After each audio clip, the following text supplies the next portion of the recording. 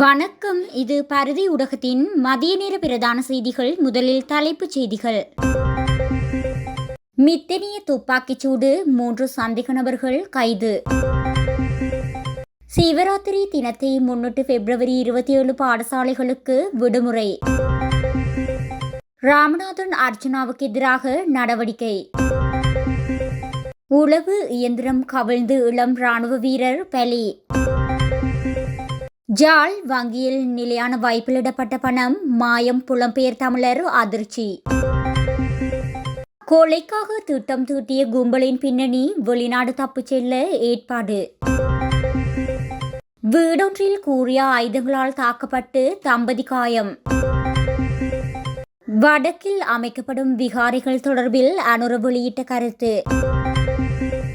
ஜாழ் வலி வடக்கு மக்கள் காணி விடுவிப்பு, கடற்தொழில் அமைச்சர் வெளியிட்ட தகவல். இனி தொடர்வன விரிவான செய்திகள்.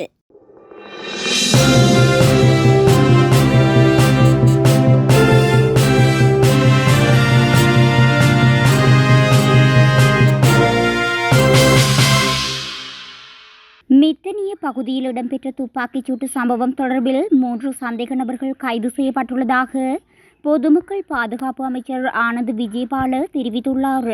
நாடாளுமன்றத்தில் அறிக்கை ஒன்றை வெளியிட்ட போதே அவர் இந்த விடயத்தை தெரிவித்துள்ளார். மித்தனிய சந்தியில் தனது குழந்தைகள் இருவருடன் மோட்டார் சைக்கிளில் பயணித்துக் கொண்டிருந்த நபரொருவரை இலக்கு வைத்து இனம் தெரியாத குழுவினரால் 18ஆம் தேதி இரவு மேற்கொள்ளப்பட்ட துப்பாக்கிச்சூட்டு சம்பவத்தில் தந்தை மற்றும் மோட்டார் சைக்கிளில் பயணித்த அவரின் மகள் மற்றும் மகன் உயிரிழந்தனர். இந்த சம்பவத்துடன் தொடர்புடைய போலீஸ் கான்ஸ்டபிள் உட்பட 3 பேர் இன்றைய தினம் காலை போலீசாரால் கைது செய்யப்பட்டுள்ளதாகவும் அவர் சுட்டிக்காட்டியுள்ளார்.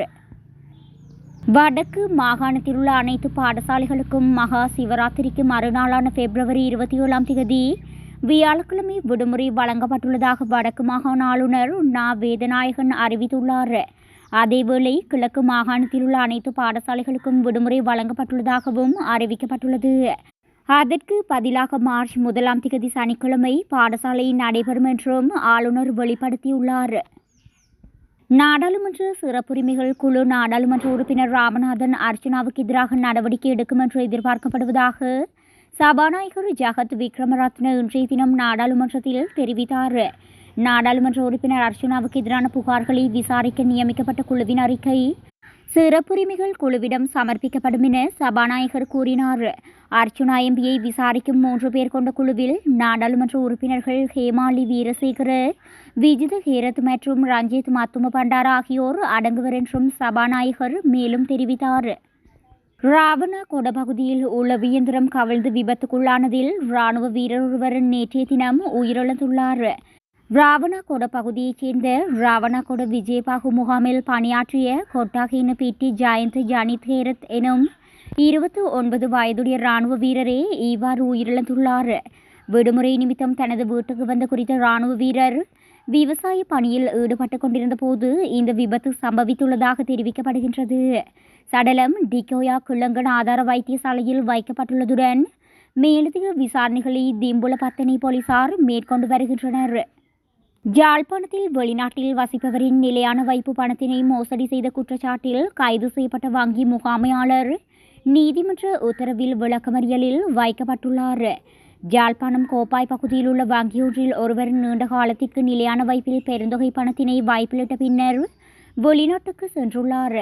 இதனை அடுத்து குறித்த நபர் திடீரென நாடு திரும்பி தனது நிலையான வைப்பில் உள்ள பணத்தினை மீளப் பெற வங்கிக்கு சென்றுள்ளார். இதன்போது தனது பணம் மோசடி செய்யப்பட்டுள்ளதை அறிந்த அவர் அதிர்ச்சியடைந்த சம்பவம் தொடர்பில் கோப்பாய் போலீஸ் நிலையத்தில் முறைப்பாடு செய்துள்ளார். அவரது முறைப்பாட்டின் பிரகாரம் விசாரணைகளை முன்னெடுத்த போலீசார் வங்கியின் முகாமையாளரை கைது செய்தனர். வங்கியின் முகாமையாளரிடம் மேற்கொள்ளப்பட்ட விசாரணைகளின் பின்னர் ஜாழ் நீதவான் நீதிமன்றில் ஆஜர்படுத்திய போது அவரை 14 நாட்களுக்கு விளக்கமறியலில் வைக்குமாறு நீதிமன்றம் உத்தரவிட்டுள்ளது. கனிமுள்ள சஞ்சீவவை சுட்டுக் கொன்ற சந்தேக நபர் கொலைக்கு பிறகு கல்பிட்டிக்கு தப்பிச் செல்லும் போது வெளிநாடுகளுக்கு 3 அழைப்புகளை மேற்கொண்டதாக கொழும்பு குற்றப்பிரிவு வட்டாரங்கள் தெரிவித்தன. வெளிநாட்டில் வசிக்கும் கெஹல் பத்ரபத்மே, கமாண்டோ சலிந்த மற்றும் அச்சிந்த ஆகிய 3 இலங்கை பாதாள உலக குழு உறுப்பினர்கள் குறித்து அழைப்புகள் மேற்கொள்ளப்பட்டுள்ளதாக போலீசார் குறிப்பிட்டுள்ளனர். மகரகமவைச் சேர்ந்த சமிந்து தேல்சான் பியூமாங்க கண்டனராட்சி என அடையாளம் காணப்பட்ட சந்தேக நபர் 15 மில்லியன் ரூபாய் பணத்திற்கு ஒப்பந்த கொலையை செய்ததாக புலனாய்வாளர்களிடம் தெரிவித்துள்ளார். கொலைக்கான ஏற்பாடுகள் நடந்த காலப்பகுதியில் அவர் ஒரு கடுவெளியில் உள்ள ஒரு விடுதியில் தங்கியிருந்தார். அங்கு ஒப்பந்தக்காரர்கள் போலியான இலங்கை வழக்கறிஞர்கள் சங்க அடையாள அட்டை வழங்கப்பட்டது. கொழும்பிலிருந்து கல்பிட்டிக்கு தப்பிச் செல்லும் வேன் மற்றும் அங்கிருந்து இந்தியாவுக்கு செல்வதற்கான ஏற்பாடுகளும் அவர்களால் செய்யப்பட்டிருந்ததாக கொழும்பு குற்றப்பிரிவு வட்டாரங்கள் தெரிவித்தன. சந்தேக நபரின் கையடக்க தொலைபேசி போலீசாரால் கைப்பற்றப்பட்டுள்ளதாகவும் அதிலிருந்து எடுக்கப்பட்ட அழைப்பு விவரங்களை புலனாய்வாளர்கள் ஆராய்ந்து வருவதாகவும் குற்றப்பிரிவு வட்டாரங்கள் தெரிவித்தன. இதேவேளை கொலையுடன் தொடர்புடைய மற்றைய பெண்ணை கைது செய்ய போலீசார் நடவடிக்கை எடுத்து வருகின்றனர். 24 வயதான செவ்வந்தி என்ற பெண் வெளிநாடுகளில் உள்ள போதைப்பொருள் கடத்தல் கும்பல் கடத்தல் தலைவர்களுடன் நெருக்கமானவர் என தெரிவிக்கப்படுகின்றது. குறித்த பெண் திட்டமிட்டபடி இந்தியாவுக்கு தப்பிச் சென்றிருக்கலாம் என சந்தேகம் வெளியிடப்பட்டுள்ளது. நிட்டம்புவ பகுதியில் கூறிய ஆயுதங்களால் தாக்கப்பட்ட தம்பதி காயமடைந்துள்ளதாக நிட்டம்புவ போலீசார் தெரிவித்துள்ளனர்.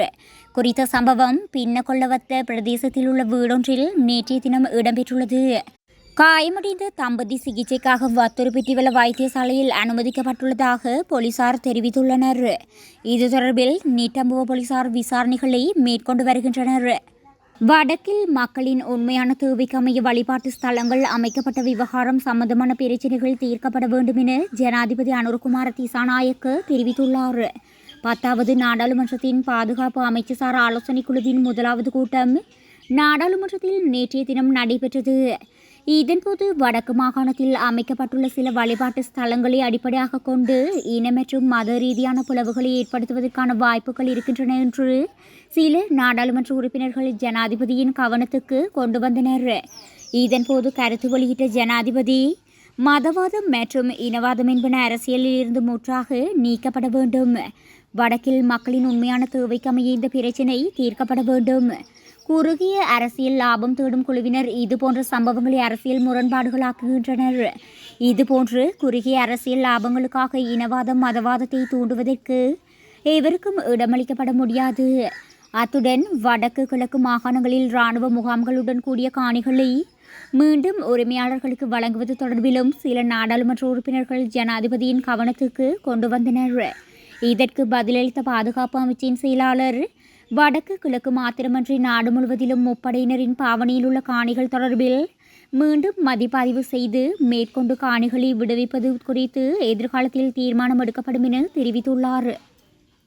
ஜாழ் வலி வடக்கில் காவல்துறை மற்றும் முப்படையினர் வசமுள்ள காணிகள் விடுவிக்கப்படுவதுடன் விடுவிக்கப்படும் காணிகளில் மக்கள் குடியிருப்புகளை நிர்மாணித்துக் கொள்ள அனுமதிக்க வேண்டும் என கடற்தொழில் அமைச்சர் ராமலிங்கம் சந்திரசேகர் வலியுறுத்தியுள்ளார்.